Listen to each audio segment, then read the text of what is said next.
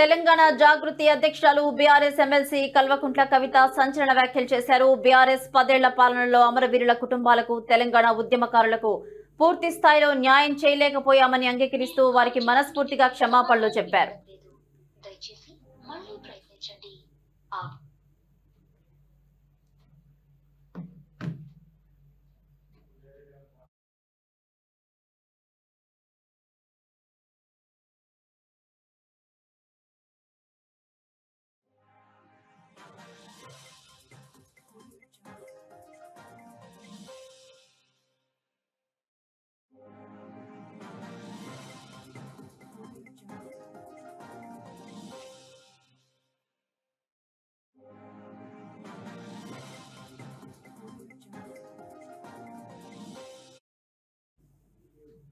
తెలంగాణ జాగృతి అధ్యక్షురాలు BRS MLC Kalvakuntla Kavitha సంచలన వ్యాఖ్యలు చేశారు. బీఆర్ఎస్ 10 ఏళ్ల పాలనలో అమరవీరుల కుటుంబాలకు, తెలంగాణ ఉద్యమకారులకు పూర్తి స్థాయిలో న్యాయం చేయలేకపోయామని అంగీకరిస్తూ వారికి మనస్ఫూర్తిగా క్షమాపణలు చెప్పారు.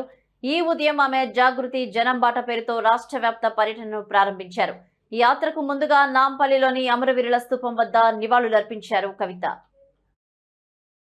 మరి 10 సంవత్సరాలు తెలంగాణ వచ్చిన తర్వాత బీఆర్ఎస్ పార్టీలో నేను మంత్రిగా లేకపోయినా, సంతకం చేసే అధికారం నాకు లేకపోయినా, ఒక ఎంపీగా ఉన్న, ఎమ్మెల్సీగా కొనసాగిన.